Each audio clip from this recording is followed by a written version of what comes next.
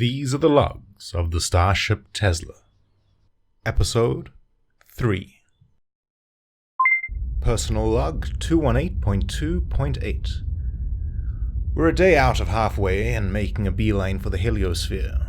I don't believe there are any more stops along the way, but then again, I'm not a bridge officer. Those beautiful golden nimbus beings that ethereally exist at the center of our universe, and whose voices we hear from time to time like a pantheon of space deities reaching out and touching our souls. Oh my. It's a good thing I can edit that bit out of what I was actually meant to be doing. LT has tasked me with answering some school children's questions submitted to us over the SolarNet. Apparently, they got to choose who to ask them to. I'm surprised I got any at all. Time for the systems experts rise to power.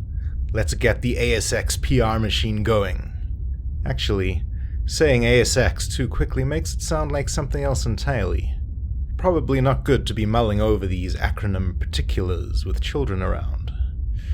You know what? I think I'll just edit all of this out of my audio answer. To the questions. Question the first, from Jesse in Los Angeles. Who are you? And what's a systems expert? That's bold of you, Jesse. 2 questions in one. Greedy. Well, Jesse, my name is Martin Steora, but no one can ever pronounce that properly, so to my friends I'm just Martin. Or Aura. Not bad, right? But if I'm getting a dressing down, that's what we call being yelled at on the ASX, then I'm usually Expert Aura, which, again, isn't too bad. I'm originally from South Africa, the same as Elon Musk, I just learnt. You know this ship's named after his car? I bet you do, Jesse. You're a smart guy. Or gal. But I grew up in Amsterdam, and Chicago joined the ASX when I finished growing up. If that did ever happen. What does a systems expert do, Jesse? Well, you're going to think I'm lying, but I'm not. Systems experts aren't really experts in anything. I guess our rank is there to tease us, sort of. We're Jacks and Jills of all trades. We know how, basically, the systems on the ship work, from engines to interface panels, that kind of stuff, and when something isn't functioning correctly, we pretend like we know what we're doing. In fact, we enjoy joking around, us systems experts, that is, that the only thing we are actually experts in is searching the SolarNet on how to fix things. Also, Jesse, never underestimate the value of a locally synced wiki database. Tell your teacher that Expert Aura said that. Sounds good, right? Thanks for the question, Jesse. Okay, who's next? Let's have a look over here. Question the second, from Jesper in Copenhagen. What is Red Alert? Well, Jesper, that's what we hear and see just before we're going to die. Is that too dark for children? No, I'm sure it's fine. Bet you've got a good sense of humor, right, Jesper? Truthfully, though, Red Alert does mean something pretty bad is about to happen. We have 2 levels of it. They couldn't change the lighting scheme, I guess, otherwise it couldn't be called Red Alert anymore. But when all the decks are flooded with red light, just like the city of... No, Jesper, I'm going to be good. I'm not going to say what I was going to say. Jesper, look up historical Amsterdam on the internet when no one's looking. So the thing they do change is the sound. So if it's a whoop whoop, that means that danger is usually external to the ship. But if they need to give us more information, for example, if the neg egg is about to explode, that's what we lovingly call the FTL core, then the commander can display additional info over the panels of the ship or over the comms. Now, Jesper, if we hear a cree cree cree, that means, even though we have yet to meet any sentient alien life, that we are being boarded. Practically, what the result for us crew is that we have to run to the auto armories on each deck and holster a lamp to our mag belts before attending our designated stations. Jesper, if you're asking about Red Alert, I'm pretty sure you know what a lamp is. But if your class is listening, then a lamp is a laser-action munitions pistol. It's a laser gun that doesn't damage the hull of the ship if we miss. Which, apparently, 62.7% of us do under stress. Just don't tell anyone I told you that. Lastly, my Red Alert station is on Deck 3, Corridor 2, Junction Box 1, 321. Nice and easy. With a whoop whoop Red Alert, I am there to maintain or repair the optical and power relays should they detonate in my face. And with a cree, well, I'm there to shoot anyone that wants to fiddle with it. Thanks for the question, Jesper. And remember, Amsterdam. How many more of these are there? Should I have filed this under a work log? I feel as if this should count towards my shift. But you don't care about that, children, do you? Hope you appreciate what your selfish, inquisitive minds are doing to my free time. Question the third, from Nicole in Kyoto. What's ID? Well, Nicole, that's an acronym. For the inertia drive, which is a shorter form of another acronym, IPED, which stands for Inertia Property Editing Drive. Scientists love their acronyms. The ID is what allows our ship, or most ships these days, to move about at slower than light speeds. But compared to anything back on Earth, it's still pretty damn fast.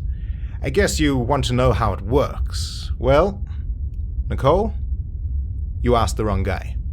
I could tell you how to realign the field generators of the ID if they lose calibration, but I feel as if you're asleep already.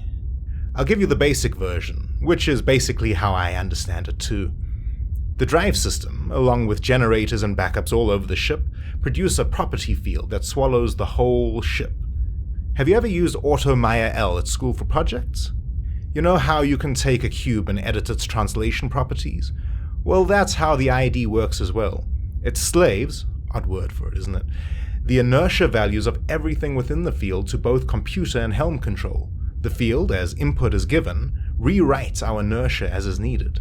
It's a weird thought, right? Our inertia being edited. That our fundamental particles are being overwritten 1,000,000 times every femtosecond. It's a bit like how we use a structural integrity field to bolster the hull if we need to. And I've lost you again, haven't I, Nicole? Ask your teacher about SIFs. Just don't say that while eating in Johannesburg if you ever visit. What I can tell you though, Nicole, is a funny story. When its inventor, Maxine Fels, who I'm sure you've heard of, well, when she did the first animal test with the ID, she forgot to include organic matter in the field configuration. So when the capsule accelerated, the cat turned into a smear on the back.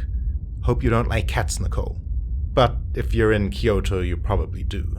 I hear cats are still big in Japan. So, the moral of the story, Nicole, don't be a cat when a new propulsion drive is invented. Be a dog instead, like D'Artagnan, the commander's dog here on the ship. Luckily, for him, the field now encompasses all organic matter, even exoorganisms we haven't discovered yet. How did she do this? No idea. The 2IC engineer once told me it had to do with programming of flavorsome quarks. What a quack, right? Unless you want to become a propulsion scientist, Nicole, then quark away. Up, up, down, down. Look, your cat will be fine, okay? Thanks, Nicole. Question the fourth, from J. Cox in Los Angeles. Jesse, is this you again? Greedy little scallywag. You get a pass this time. It's a fun question, so Jesse asks, what do you eat? Pretty much exactly what everyone else eats, whether it's here in Seoul or AC, not much difference. We have slightly different nanowaves that are built for heavy use extrusion, but even those are found in hotels or cruise ships. Tell you what, Jesse, I wish this were a cruise ship, then at least my room wouldn't be right next to the main lift. The room specs said it was completely insulated. I don't know, when I'm sleeping I can feel the vibrations. I felt you needed to know that, Jesse. Apart from this, we have a galley chef who can use the nanowaves for ingredients and do a good old-fashioned mess. You know, there's something about hob food that really satisfies the ritual of eating, even if it is still EPB in origin. Try it one day, Jesse. Give a hob a chance. Now, on to the next question. I wonder if you'll sneak in here a third time, Jesse? Okay, question the last. Tired now. From Linus in Göteborg,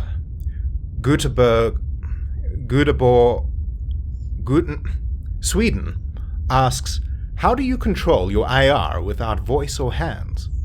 It's actually a really good question, Linus.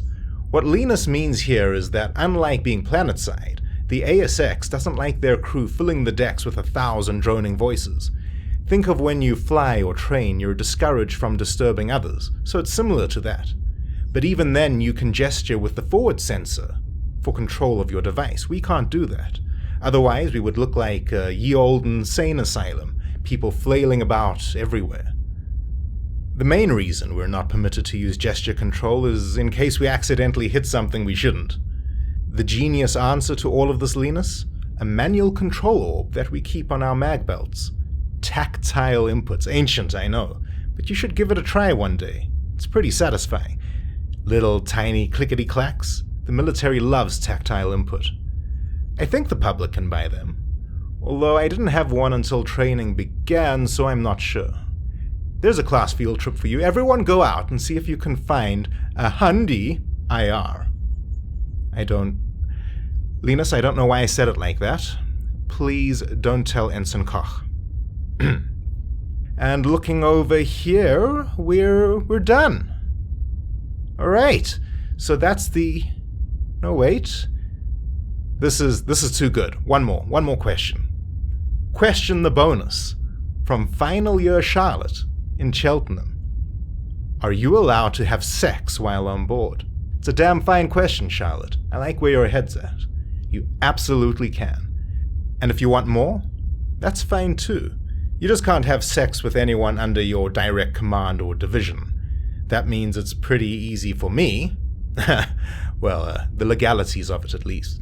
But it's a pretty hard time for the captain because, well, everyone is under her? I probably could have worded that a bit better, Charlotte, if I'm honest, but you get the point. There's even ship-wide social apps to encourage it, and if that's not your thing, masturbation's quite alright as well. There's also pretty liberal Sin VR programs available, but you probably want to do those in your own bunk and not the communal VR room. Would probably get a bit musty. Charlotte, I'm going to tell you something here. It's a fable that we all hear, but it's got an appealing charm to it. Apparently, sex shops sell harnesses especially made for ASX crew to use when they deactivate deck gravity in their rooms. That's not easy to do, mind you. You have to disable the grav fail-safes. I could do it. I just don't have a harness or another person at the moment. Send me a follow-up question in a year or two, Charlotte. And good luck with your academy application. You can't hear a wink, can you? No. Alright, children. That's one way to end. I hope you all enjoyed this brief glimpse into the life of a systems expert on the ASX Tesla. What to say? Something inspiring, inspirational. Live long and prosper. That's an old sci-fi reference. Look it up. You'll thank me. File answers and send. End personal log. The Logs of the Starship Tesla is an Aureaditry production and was written and performed by CMF Eisenstein. Thank you for taking the time to listen. If you enjoyed this original content, please consider commenting, thumbing things up or down, and subscribing at your own personal Starship Tesla terminal.